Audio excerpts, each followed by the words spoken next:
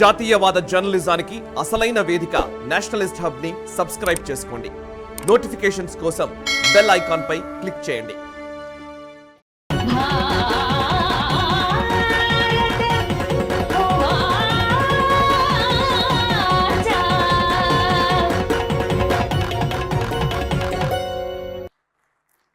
हैदराबाद को मेरी तरफ से शत शत प्रणाम.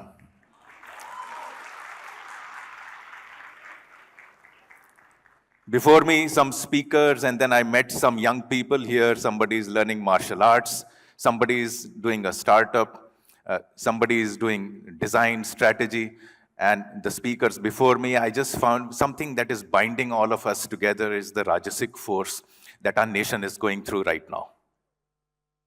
In my day job, I get foreign dignitaries. Some of them are ministers, some of them are foreign ministers, defense. Some of them are academics and some from think tanks, some students, media. And they are trying to figure out exactly what's going on with our country right now. In the process of answering those questions, I had to also figure out what is happening in our country. Yes, you can see several activities everywhere around us, in economics, in entertainment, in science, technology, in startups, money. But underlying all of that is there is a force that is coming out of our country. It's called the Rajasic force, which is what I will be talking about. Before I begin, I would like to situate this force so that you can imagine the kind of treasure that India has, ancient India, Bharat has been, and still exists today, from which we can pick up and enlighten our lives.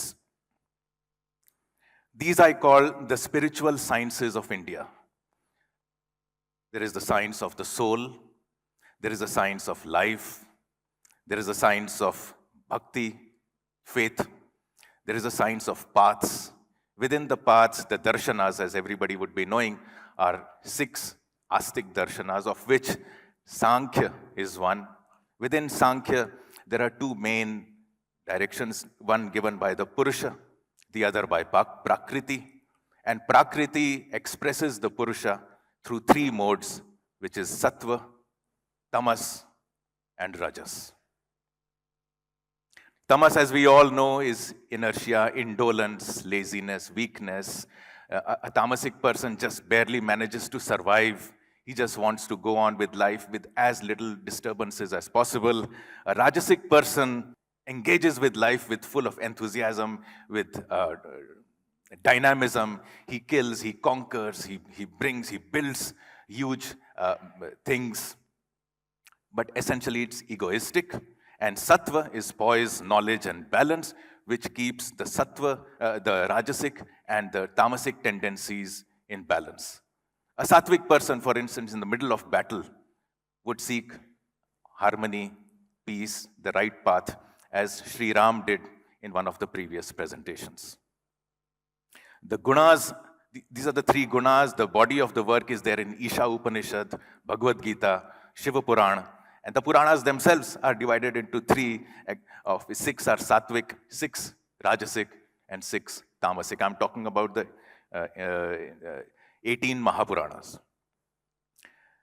All of us, every individual has in himself or herself an admixture of the 3 gunas. The dominance of one over the other defines who you are. Are you a Rajasic person? Are you a Tamasic person? Are you a Sattvic person?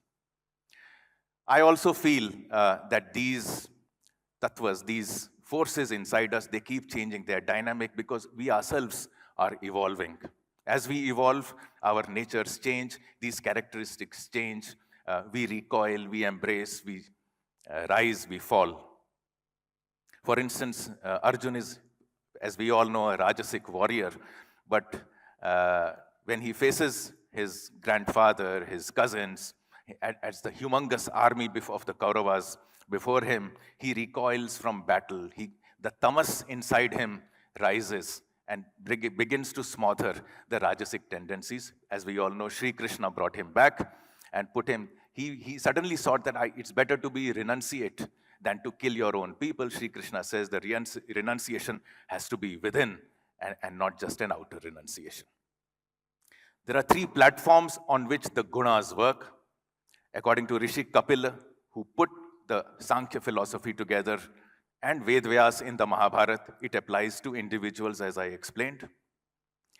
Vedvyas in Shiva Purana says the entire divinities are part of the gunas. For instance, Brahma, the creator, is Rajas, so is Saraswati. Vishnu, the preserver, is Sattva, so is Sati. And Rudra, the destroyer, is Tamas, just like Lakshmi. Shiva is beyond the gunas, just as in the Bhagavad Gita, Sri Krishna is beyond the gunas. Sri Aurobindo applies the theory of gunas to nations. According to him, the dominant trait of a nation, which is what I've been talking about, which is what you see in this room, this energy, this flow of creativity, this building that's happening all around us, the political change, the global footprints, all that is part of a national guna, which today we are seeing to be Rajasic. The spiritual expression of collectives from the individual, but before the divinities, those collectives, when people of various hues form themselves into a singular consciousness, what is that dominant force? Today it's Rajasic. In ancient India, it was Rajasic. It was the time of knowledge, ideas, temples, institutions, libraries, wealth, trade. In medieval India, I think as a consciousness, we fell into tamas. This not only enabled invaders to come. In fact, I get a feeling that we almost invited invaders into India. We lost our power, our wealth, confidence. We lost our faith. We lost our religion. Essentially, we lost this Rajasic force. Sri Aurobindo says that the history of nations, when you examine them through these three characteristics, is a movement, is a circular motion between Rajas and Tamas. The Sattvic ideal has been expressed in some individuals, but not as a collective so far. So the basic journey of all nations, when you see the rise and fall of nations, which I will come to shortly, is a journey from Rajas to Sattva and back.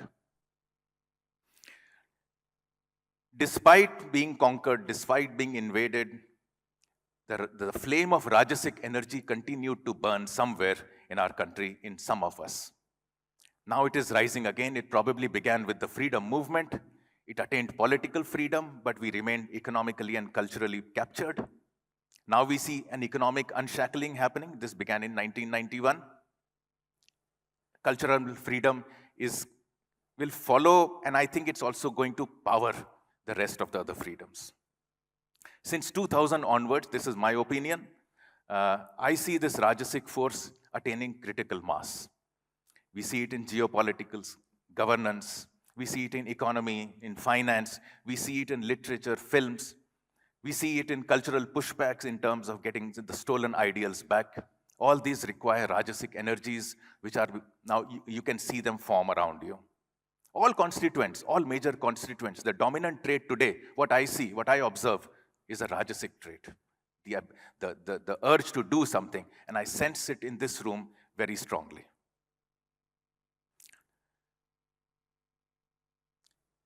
One of the expressions of the Rajasic force that we keep talking about in terms of a number is India as a $10 trillion economy. What does 10 trillion even mean?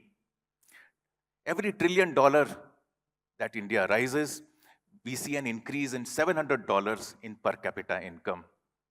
That's approximately 56,000 rupees of per capita income. That's approximately a little more than 2 lakh rupees for a household. What does this 2 lakh rupees increase in the household income, per capita income, mean? It changes a lot of things. In international Rajas, we see a new assertiveness that is coming up over a meekness that used to exist. We have today the ability to influence global events, and we are doing it very smartly, without getting too aggressive. For instance, the manner in which the Russia-Ukraine war and India taking oil from Russia has been countered. We see it in the manner in which India is trying to help poorer nations, in G20, for instance. There is a policy Rajas happening where there is an ease of life which is unshackling individual citizen Rajas. There is a catalyzing of the economy that is powering the business Rajas. Only yesterday, two days ago, the Jan Vishwas bill was passed where 113 compliances for which you could be imprisoned while doing business have been decriminalized. And there will be more such. There is a rise of a domestic knowledge systems, a cultural rajas, which is what this conversation is all about. All our outer expressions are being driven by an inner rajas. I'm going to take two small points before I get to the larger parts, which is that what are these? Is it being driven by India's youth? India has among the lowest dependency ratios. Japan is 71, France 64, India is 47. Not only that, India is 47 and it is falling. If you see United States, the dependency ratio is 54 and it is rising. In China, it is 45, less than India, but it is rising. In EU, it is 57 and rising. In Japan, it's 71 and rising. In India, it's 47 and falling. The only competitor that I see is Indonesia and Thailand. Thailand doesn't have the scale, but Indonesia is 47 and falling. India is 47 and falling. Indonesia is a $1.3 trillion economy. India is 3.3. Let's see where this goes. Could it be that the Rajasic energies are happening because of the manner in which our changing food preferences?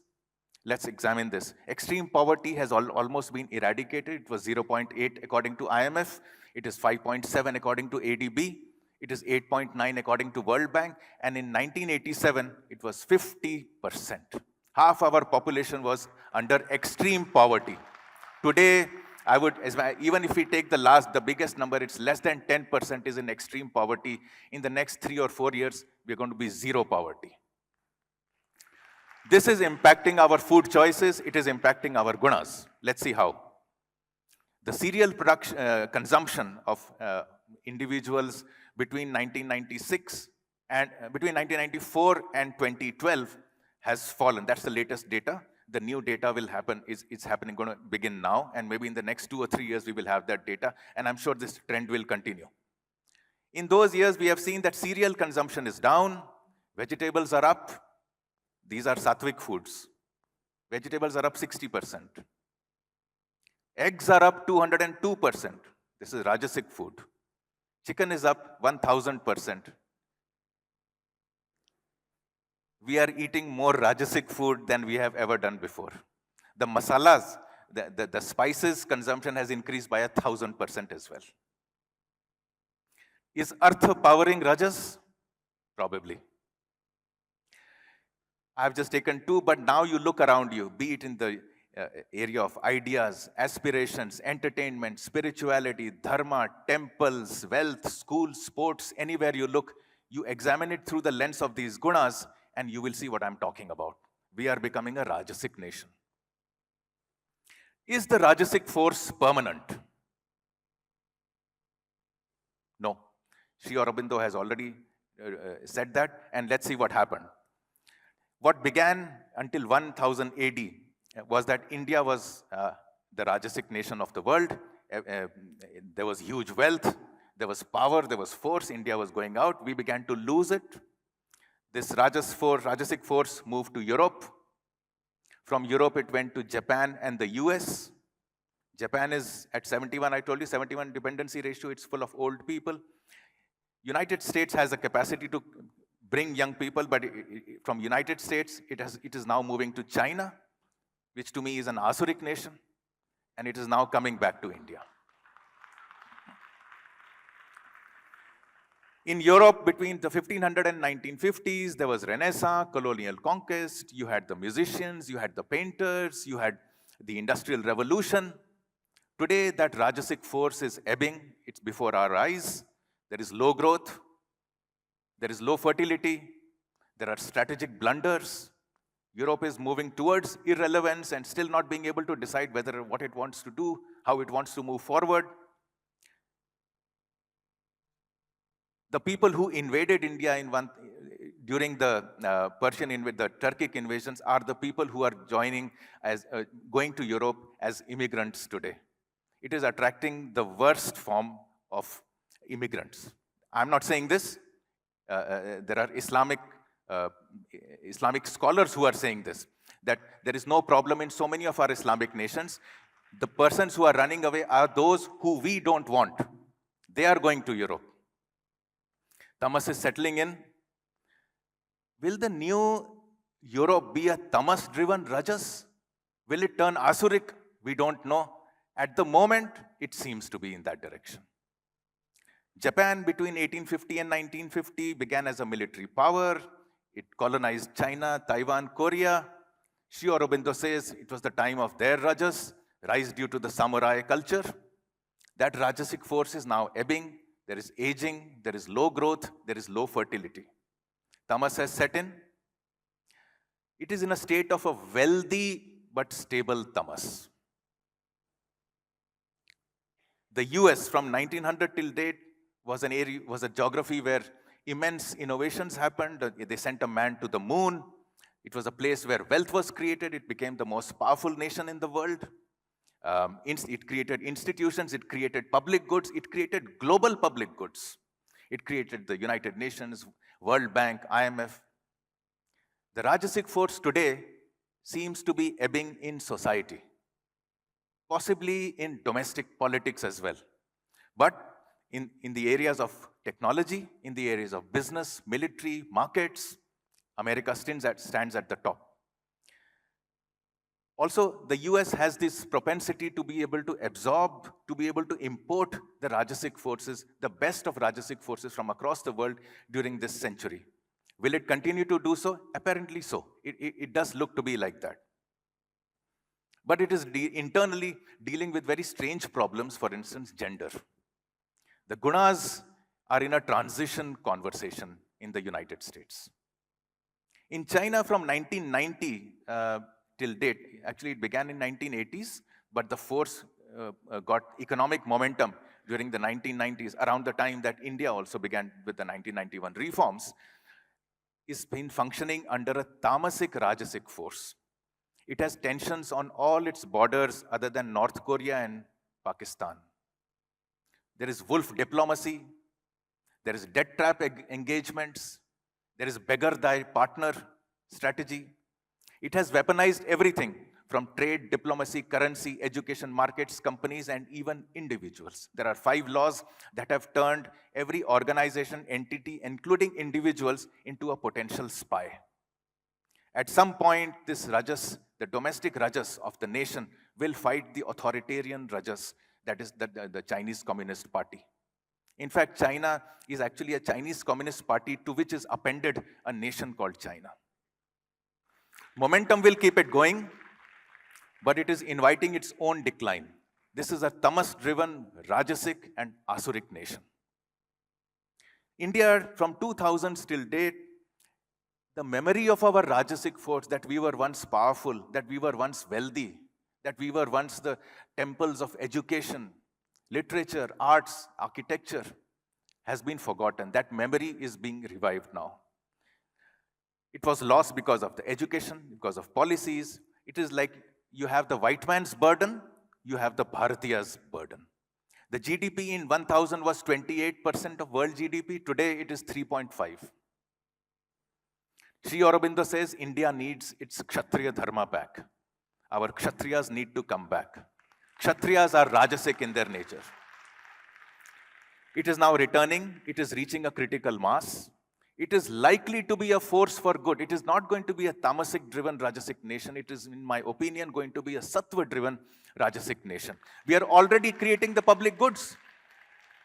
We have already created the public goods to which power my argument, which is, look at our vaccine diplomacy. Look at the manner in which the Western countries were trying to scratch the whole world to their benefit. Look at the way India created its own vaccine and gave it to other countries for free.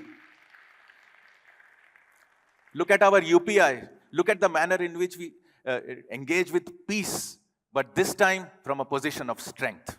Not because we are weak. We want peace because we are strong. We want peace because we can ensure that we can demand peace and we can get that peace.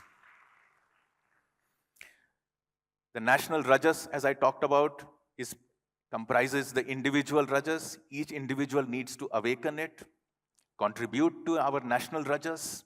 Tamas will continue to pull us down. We have enough enemies within and outside. Not only that, we have our enemies within us. We have the fear of narratives. We have the fear of battle. We have the fear of loss. All these need to go away. It's going away. If we do nothing, Prakriti will still continue to do her work. We will continue to go. If we become conscious, we will enable Prakriti to go faster. I come back to this slide that had begun with in my earlier part. This is what Sri Aurobindo says about it. This slide defines Sanatan Dharma. This is what Sri Aurobindo had to say about it. When the Sanatan Dharma declines, then the nation declines. And if the Sanatan Dharma was capable of perishing, with the Sanatan Dharma, it would perish. The Sanatan Dharma, that is nationalism. India as a Rajasic nation, the future is a future that is already happening. It is inevitable, it is preordained, and it is happening now. Thank you.